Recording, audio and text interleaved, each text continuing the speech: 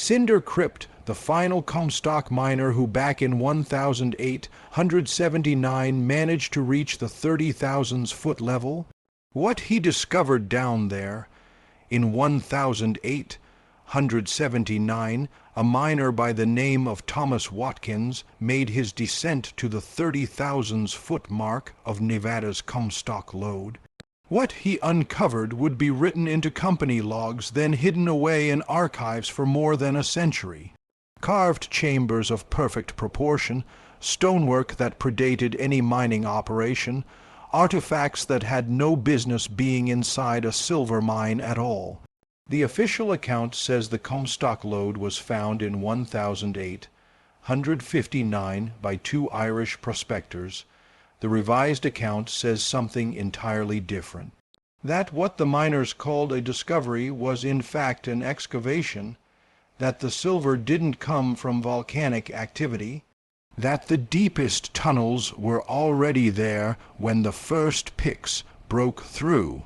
This is the story of what happened when a single man went deeper than anyone before him, and what the mining companies did to ensure no one ever went that deep again. If you want to understand why certain pieces of American history don't quite fit together, hit subscribe, because the stories they buried underground are beginning to surface. The story of the Comstock lode doesn't start in 1859. It begins centuries earlier in the oral traditions of the Washoe people who lived on the western edge of the Great Basin. They knew the mountain held something valuable, but also something forbidden. Their elders passed down stories of the mountain's interior of passages, dropping into darkness of rooms built by hands that came before. The Washoe didn't mine the mountain. They avoided it. Thomas Watkins wasn't supposed to be in the Comstock at all.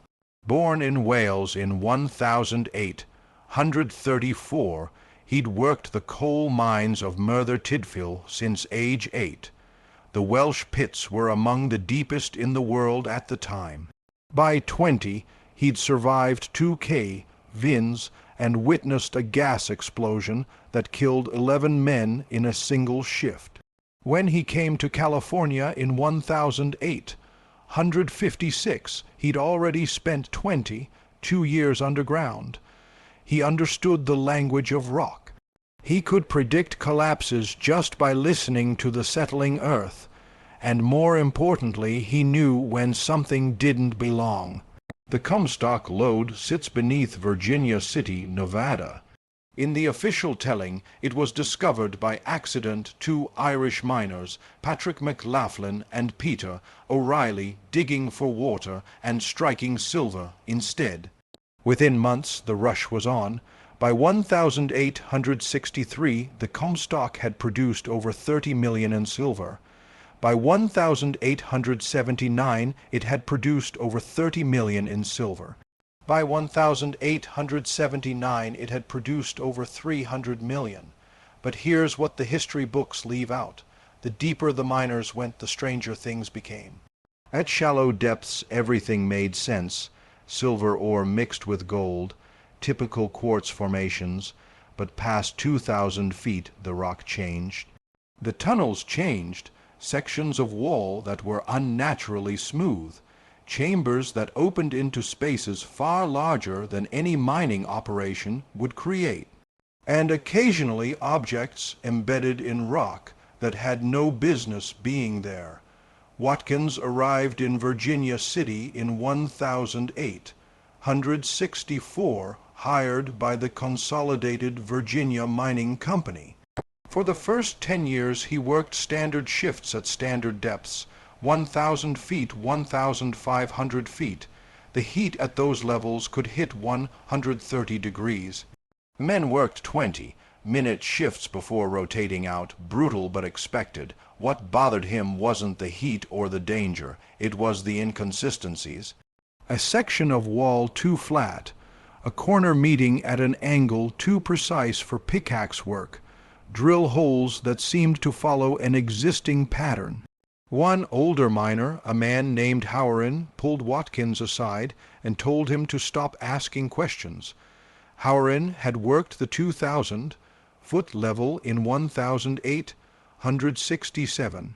He'd seen things down there, things the company didn't want discussed. A week after reporting what he saw, he was reassigned to surface work. In 1874, Watkins was promoted to shift supervisor. That's when he started noticing discrepancies in the company logs. Certain shafts marked as unstable with no explanation. Entire sections disappearing from updated maps. The answer was always cave, In's gas pocket's standard hazards. But when Watkins examined the sealed sections himself, he found something different. The blockages weren't natural collapses. They were deliberate. Someone had filled these passages with rubble and concrete. Someone wanted to make sure nobody went deeper. In 1877, when the Consolidated Virginia reached 2,800 feet, the newspapers hailed it as a triumph. But the company logs told another story. The drill bits started hitting something harder than silver ore, something that resisted the cutting edges in ways no natural rock should. Bits broke at an unusual rate. Core samples were extracted with great difficulty.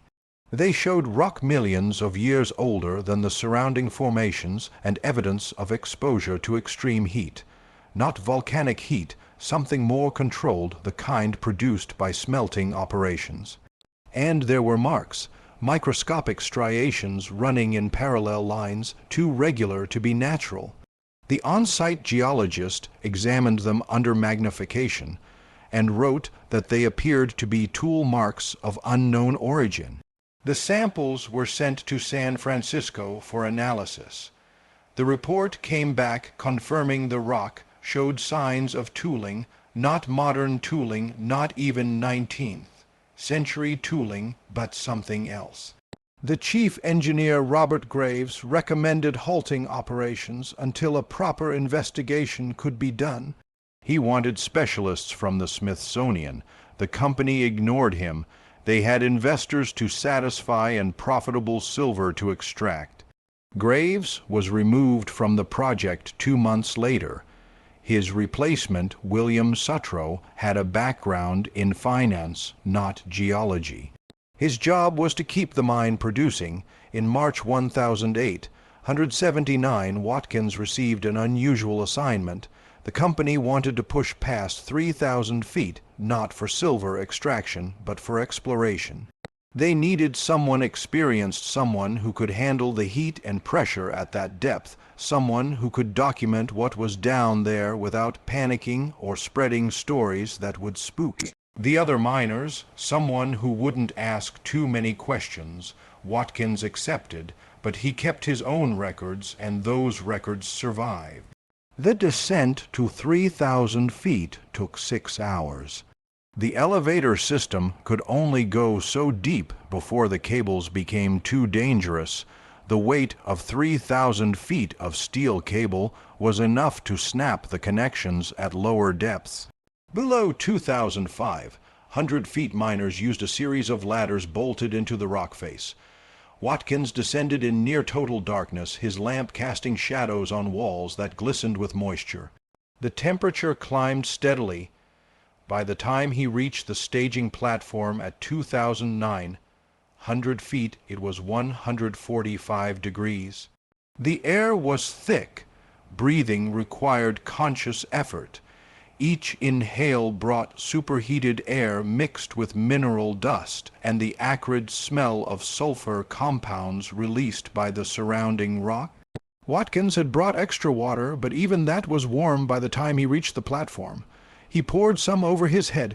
It evaporated almost instantly, then continued down. The platform was empty.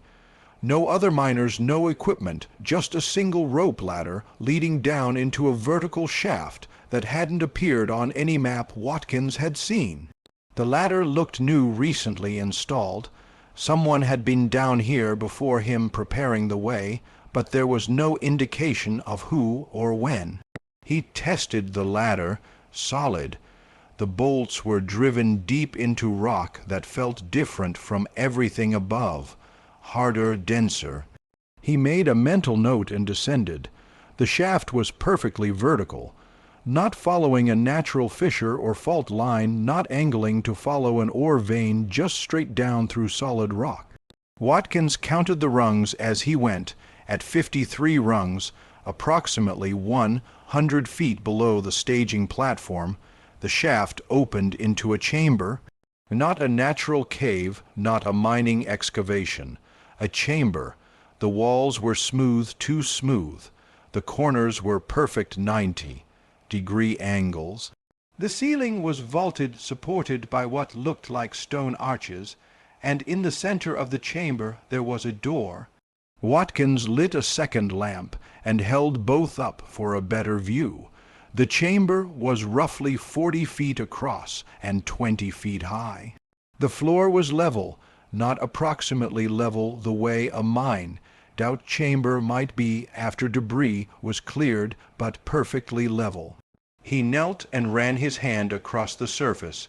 It was smooth, polished like the floor of a building, not the bottom of a mine shaft. The walls showed no pickaxe marks, no drill holes, no evidence of the violent excavation that created every other chamber in the Comstock. Just smooth stone surfaces meeting at precise angles. The arches supporting the ceiling were carved from single pieces of stone, not assembled from smaller blocks. The craftsmanship was beyond anything Watkins had seen in 2 decades of mining across 3 continents. Watkins recorded every detail in his notebook. The door was made of a dark metal that his lamp couldn't quite illuminate. No rust, no corrosion, just smooth dark metal set into a stone frame. There were markings around the frame.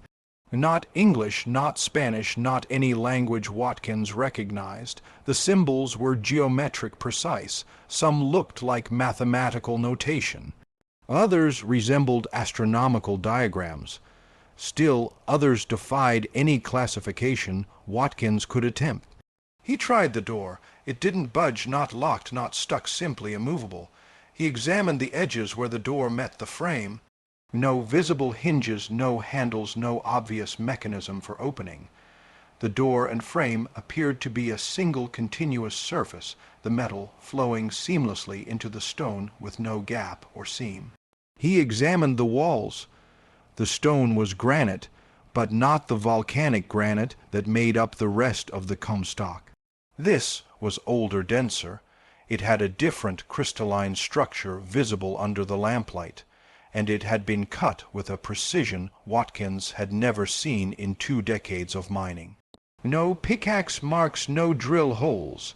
Just smooth, perfectly flat surfaces meeting at exact angles. The more Watkins looked, the more details emerged. The arches supporting the ceiling weren't just carved, they were engineered. The weight distribution was perfect. The stone was under compression in exactly the right places. Whoever built this chamber understood structural mechanics at a level that matched or exceeded contemporary engineering knowledge. In one corner of the chamber, Watkins found a pile of debris, not mining debris, not the rubble of broken rock and discarded equipment that accumulated in every working mine, but something different. Broken pottery, fragments of what looked like glass, but heavier and more opaque than any glass Watkins had seen. The fragments had a crystalline structure that reminded him of obsidian, but the edges were too smooth, too regular. And something else, a piece of metal worked into a shape that served no obvious function. It was roughly circular, about 8 inches in diameter and half an inch thick. The edges were beveled. The surface was covered with intricate patterns, etched so finely that Watkins needed to hold his lamp close to see the details. The patterns weren't decorative, they had purpose, mathematical precision. Some looked like star charts. Others resembled mechanical diagrams. Still others showed geometric relationships that Watkins couldn't interpret. He turned the object over. The reverse side showed similar but different configurations, as if the object was meant to be read from both sides, or as if it recorded information in layers. Watkins had seen nothing like it. Not in any museum, not in any technical manual, not in any archaeological collection he'd encountered in his limited travels. He pocketed it. Then he continued his examination of the chamber. He spent 3 hours documenting everything: the dimensions, the construction, the door, the artifacts. He measured the walls with a length of rope he'd brought for exactly this purpose, 42 feet across 23 feet high. The floor was perfectly level to within a degree or two. He checked by rolling a metal ball he'd brought as a test. The ball didn't roll in any direction. Perfect level. He examined the ceiling. The vaulted arches met at a central keystone, carved with a symbol that looked like a sunburst or a star, or something else entirely. The carving was deep, deliberate. It hadn't weathered or eroded despite what must have been considerable time at depth in the presence of moisture and geological pressure. He checked the air. Despite being 3,000 feet underground, the chamber didn't feel stagnant. There was airflow, slight but noticeable, coming from somewhere going somewhere. He traced it with his lamp flame. The air was moving toward the door, as if the chamber was part of a larger system, as if opening the door would reveal passages beyond. But he couldn't open the door, and after 3 hours his water was running low, and the heat was becoming unbearable. He climbed back up. When he reached the surface, the shift manager was waiting for him. The man's name was Porter, and he looked nervous. Not the usual tension that came with managing dangerous operations at extreme depth, but something else, fear. Porter was afraid of what Watkins might have found. He asked Watkins what he'd seen. Watkins told him every detail: the chamber, the door, the artifacts, the evidence of deliberate construction. Porter went pale. He told Watkins to write nothing down, to speak to no one, to report directly to the company office in the morning. Then he walked away without another word. Watkins didn't sleep that night. He sat in his rented room and wrote down everything he remembered: measurements, observations, sketches of the symbols around the doorframe, descriptions of the artifacts. He filled 12 pages of his notebook with details while they were still fresh in his mind. Then he hid the notebook under a loose floorboard and waited for morning. 2 days later, Watkins was summoned to the company office. 3 men were waiting. One was William Sutro, the chief engineer. One was a lawyer from San Francisco whose name Watkins never learned. And one was a man in a dark suit who introduced himself as a representative of the United States Geological Survey. His credentials looked legitimate. His presence felt wrong. They asked Watkins to describe what he'd seen. He did, carefully leaving out certain details. The notebook was still hidden. The artifact was in his pocket. He told them about the chamber, the door, the construction quality, the symbols. But he minimized his observations, made them sound less significant than they were. Sutro interrupted him halfway through. He asked if Watkins understood the nature of geological formations at extreme depth. He explained that pressure and heat could create unusual rock patterns, that minerals could crystallize in ways that mimicked artificial structures, that the human mind under stress in extreme conditions often saw patterns where none existed. Watkins nodded politely and continued his description. The lawyer took notes. The man from the Geological Survey said nothing. When Watkins finished, there was a long silence. Then the lawyer asked if Watkins had taken anything from the chamber. Watkins lied and said no. The lawyer asked if he'd told anyone else what he'd found. Watkins lied again and said no. The man from the Geological Survey watched him the entire time with an expression that suggested he knew both answers were false. Then the Geological Survey man leaned forward. He told Watkins that what he'd found was a natural formation, a cave system exposed by the mining operations. The door was a mineral deposit, a concentration of metal, rich ore that had crystallized in an unusual shape. The artifacts were Concretion's geological curiosities with no historical significance, natural formations that resembled manufactured objects due to the peculiar mineralogy of the Comstock Formation. The explanation was absurd. Watkins had worked underground long enough to know the difference between natural formations and artificial structures. He'd seen countless cave systems. He'd encountered mineral deposits in every conceivable configuration. What he'd found at 3,000 feet was neither of those things, but Watkins also knew when to keep his mouth shut. He nodded, agreed with everything they said, thanked them for clarifying the situation, and assured them he understood that what he'd seen was nothing more than a geological curiosity, something to mention in passing to fellow miners, but nothing worth reporting to newspapers or scientific journals. The lawyer seemed satisfied. Sutro relaxed. But the man from the Geological Survey continued watching Watkins with that same knowing expression, as if he understood exactly what Watkins was doing, as if he'd given the same explanation to other miners who'd seen similar things at similar depths, as if this conversation was a script he'd performed many times before. The next week, the 30,000s, foot level was permanently sealed. The official reason, unstable rock formations. But Watkins kept his notes, and he kept the artifact. After the meeting, Watkins went to the Virginia City Library and started researching. The Washishiu people had stories about the mountain. They called it a sacred place because of what was underneath. The elders spoke of the old ones who lived below. They spoke of tunnels that went deeper than any man should go. And they spoke of a prohibition. The mountain was not to be disturbed. When the first prospectors arrived in the 1850, the Washishiu warned them. The mountain was dangerous not because of Vins, but because of what slept beneath it. The prospectors ignored the warnings. Watkins found archived correspondence from an 140s missionary who'd lived with the Washishiu. The missionary described their beliefs about the mountain in detail. The Washishiu claimed the tunnels beneath were built by a people who came before, a people who knew how to work stone and metal in ways the Washishiu never mastered, a people who went deep into the earth for reasons the Washishiu couldn't explain.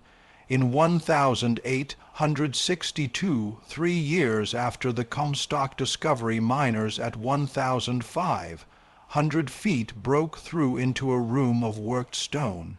They reported it. The company sent an engineer to investigate.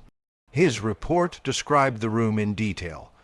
20 feet square walls of cut granite meeting at precise angles, floor level 2 within 1 degree.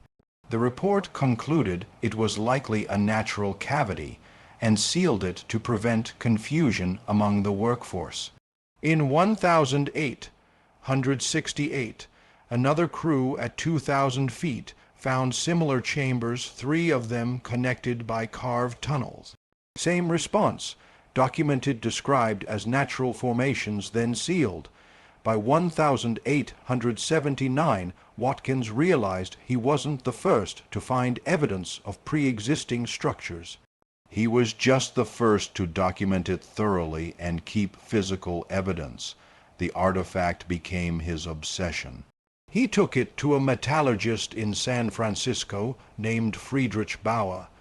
Bauer examined it for 2 weeks. The metal wasn't any standard alloy. It showed traces of elements that shouldn't appear together in natural formations. The combination required deliberate smelting techniques unlike anything in contemporary practice. The etch patterns were functional mathematical. Some resembled star charts, but with constellations that didn't match known celestial configurations. Others showed geometric relationships Bauer recognized from advanced mathematics, but couldn't explain practically. Watkins tried the Smithsonian. His letter went unanswered. He tried the American Antiquarian Society. Same result. He tried private collectors. Most ignored him. In 1881, a man named Edward Thompson approached him. Thompson was a surveyor who'd worked on railroad projects, but his real interest was archaeology. He'd heard rumors about the Comstock, about chambers and artifacts found at depth. Watkins showed him everything. Thompson examined it with the intensity of a man who'd been searching for exactly this evidence. He told Watkins he'd seen similar artifacts before, in Arizona, in New Mexico, in southern Colorado, always at depth, always quickly suppressed, always dismissed as hoaxes when they couldn't be hidden entirely. Thompson had documented over 30 separate incidents across the Western Territories. Chambers artifacts evidence of metalwork and stone carving that predated accepted timelines by thousands of years. He tried to publish his findings. No journal would accept them. He tried to organize expeditions. No institution would fund them. Thompson believed the artifacts were evidence of a civilization that existed in North America thousands of years before the accepted timeline, a civilization that built underground that mined at depths modern equipment could barely reach, and that left behind structures so well built they survived whatever catastrophe erased them from the surface. In 1883, the Comstock began its decline. The deeper deposits were too expensive to work. One by one, the mines shut down. By 1886, Virginia City's population dropped from 15,000 to fewer than 3,000. The consolidated Virginia sold its assets. All records were transferred. All sealed sections were to remain sealed. Watkins left Nevada in 1884. He moved to Oregon but couldn't let go of what he'd found. In 1889, a geologist named Charles Walcott agreed to examine the artifact. Walcott worked with the United States Geological Survey and had credentials that commanded respect. He examined the artifact for 3 months at the Smithsonian Laboratories. His report confirmed everything. The metal composition was anomalous, the craftsmanship was sophisticated, the mathematical patterns included calculations for planetary orbits and geometric relationships that anticipated concepts from advanced mathematics. Walcott submitted his report to the Geological Survey in December 1889. It was reviewed, then it disappeared. Watkins never received a response. Walcott never published his findings. When Watkins tried to contact him in 1890, Walcott's assistant said Mr. Walcott was no longer accepting inquiries on that subject. Years later, after Walcott became secretary of the Smithsonian, Watkins made one final attempt. His letter was returned with a note stating that Walcott had no record of any such examination. Watkins spent his final years in Portland. He never stopped writing about what he'd found. He filled notebooks with observations and theories. He corresponded with Edward Thompson until Thompson's death in 1898. He wrote to newspapers. They dismissed him. He wrote to universities, no responses. The narrative had solidified. Any stories about ancient chambers were the delusions of men who'd spent too much time underground. Thomas Watkins died in 1903. His daughter Margaret inherited his notes and kept them in her attic for 50 years. In 1954, she donated them to the Oregon Historical Society. They sat in storage until 1987, when researcher Michael Cremo found them while investigating anomalous archaeological finds. Cremo published excerpts in his 1993 book Forbidden Archaeology. The academic community dismissed it. But the precision of Watkins' observations and the consistency of his account across 2 decades suggested something more than delusion. The artifact was never found. It vanished along with whatever answers it might have provided. But the chamber is still there 3,000 feet below Virginia City, sealed behind rubble.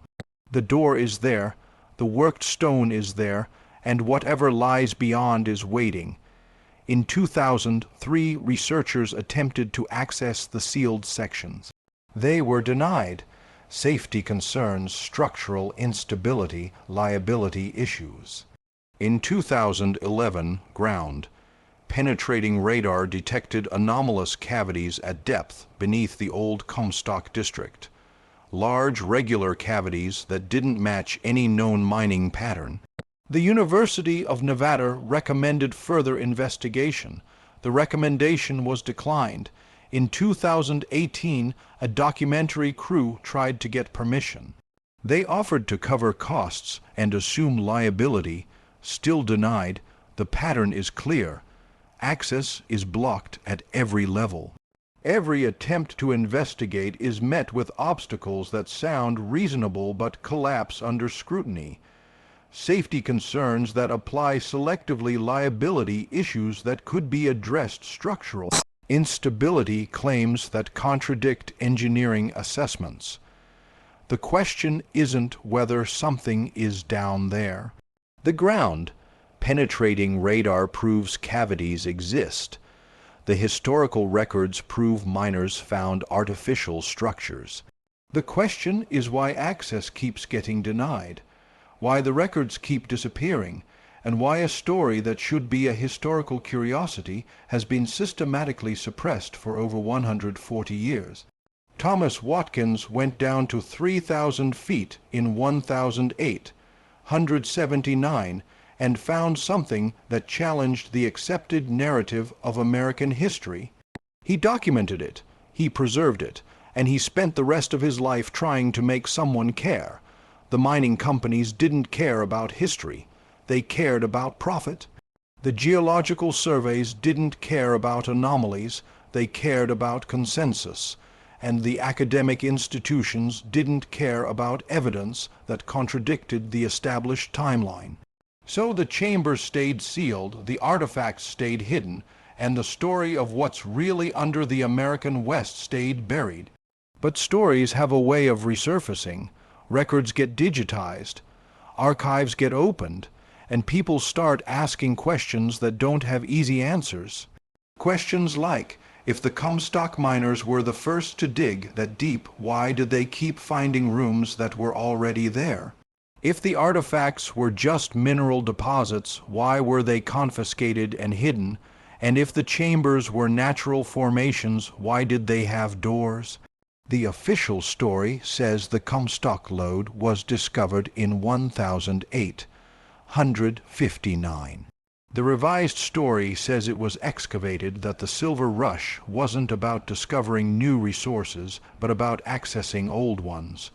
Resources that had been mined before by someone else at a scale and depth that shouldn't have been possible with the technology of the time. And the deepest question of all, if there was a civilization advanced enough to build at 3,000 feet, where did they go? What happened to them? And what did they leave behind that we're still not allowed to see? Thomas Watkins found a door at the bottom of the Comstock. A door made of metal that doesn't corrode, set in stone, cut with a precision we still struggle to replicate, leading to something that terrified the mining companies enough to seal it forever. That door is still there waiting 3,000 feet below a ghost town in Nevada. And until someone decides that truth matters more than narrative, it's going to stay closed. That's the story they didn't want told. The story of the last Comstock miner who went deeper than anyone should have gone, and what he found when he got there. If this kind of suppressed history interests you, there's more where this came from. The architecture they're calling flood remnants. The tunnels under major cities that predate their founding dates, the artifacts pulled from coal seams that are millions of years older than human civilization is supposed to be. That video is on your screen right now. Click it